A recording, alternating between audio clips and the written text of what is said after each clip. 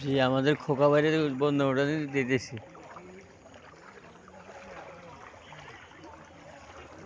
৬ নং ৫ ইউনিয়ন।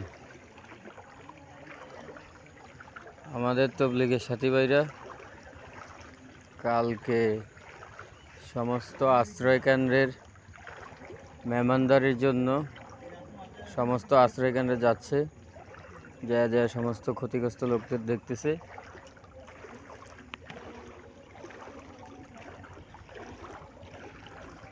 তারপরে ওনারা খাওয়ার একটা অ্যারেঞ্জমেন্ট করছে, কিছু শুকনো খাবার দেওয়ার জন্য ব্যবস্থা রাখছে।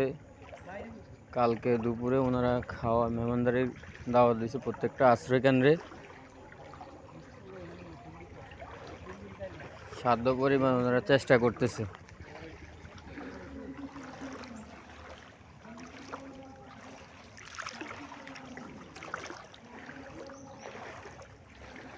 ওনারা দাওয়াতুল ইমানে কতজন লোক আছে ওইটার লিস্ট নিছে। লামছড়ি সরকারি প্রাথমিক বিদ্যালয়ে কতজন লোক আছে ওইটার লিস্ট নিছে। কলেজপাড়া কলেজে কতজন লোক আছে ওইটার লিস্ট নিছে। তারপরে আবার হোসেনপুর স্কুলে কতজন আছে ওইটার লিস্ট নিতেছে। ওনারা পাঁচগাঁও ইউনিয়নের সমস্ত কেন্দ্রগুলোতে যাবে, যে দেখব কত লোক আছে। সবার জন্য কালকে দুপুর কিংবা রাত্রের মেহমানদারির আয়োজন আছে।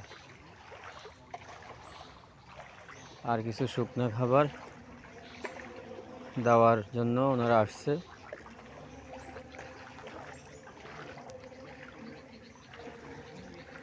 তবলিগের সাথী ভাইরা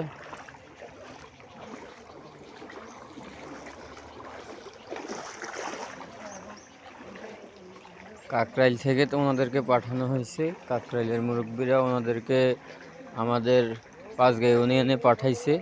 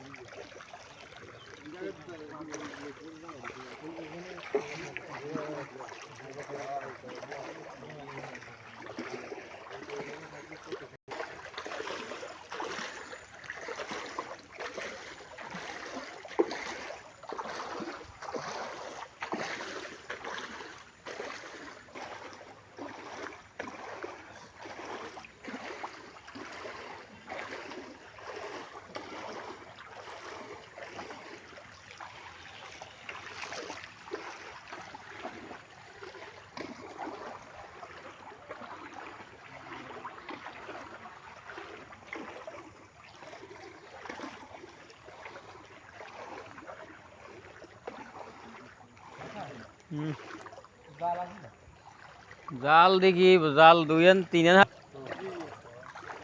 অনেক কষ্ট।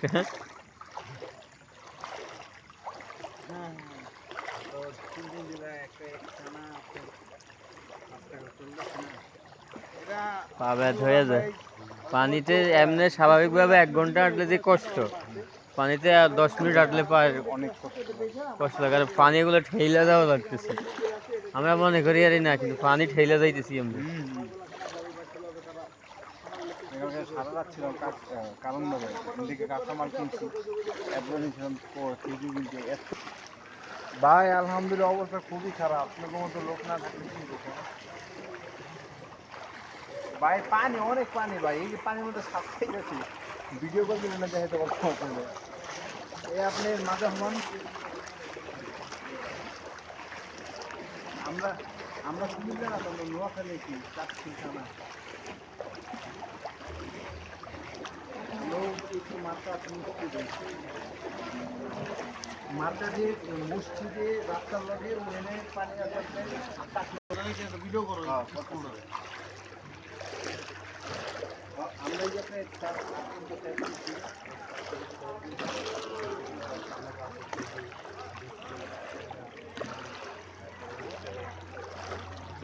এদিক দিয়ে চলেন, এদিকে এদিকে আছে মনে হয়, 2 তলায় 3 তলায় আছে।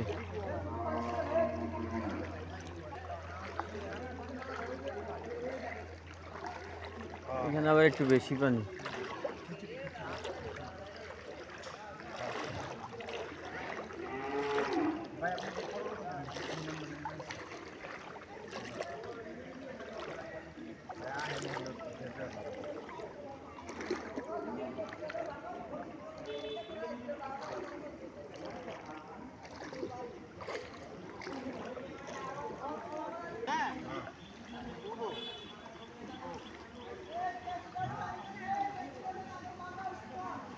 এটা হচ্ছে হোসেনপুর স্কুল।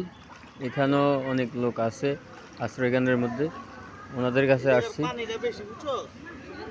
কাছে আসছি ওনাদের কালকের খাওয়ারের ব্যবস্থা আর কিছু শুকনা খাবারের ত্রাণ দেওয়ার জন্য আসছি। ভাইয়েরা আমাদের তবলিগের বাইরে আসছে ঢাকা থেকে। ওনারা অনেক কষ্ট করে আসছে যে ওনাদের জন্য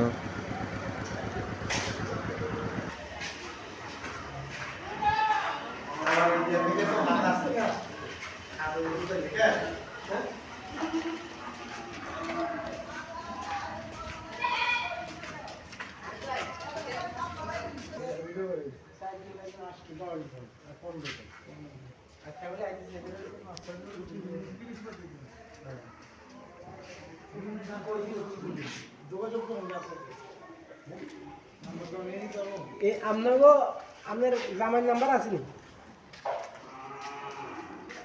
সেলিম নিয়ে নয়, সেলিম নাম্বারটা এটা হচ্ছে হোসেনপুর। হোসেনপুর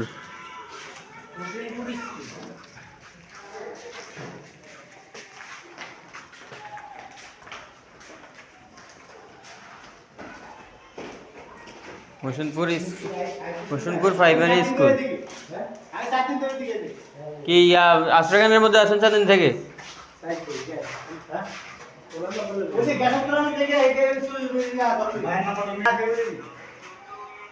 এটার দায়িত্ব তো কেউ নাই।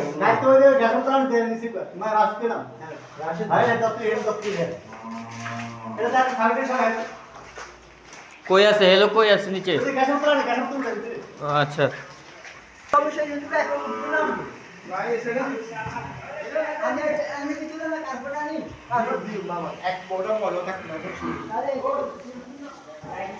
আশ্রয়কেন্দ্রের ভিতরে অনেকগুলো গরু, বাড়িঘর তো ডুবে গেছে, এই কারণে অনেকগুলো গরু আনছে। এখন আশ্রয়কেন্দ্রের ভিতরে গরু আছে।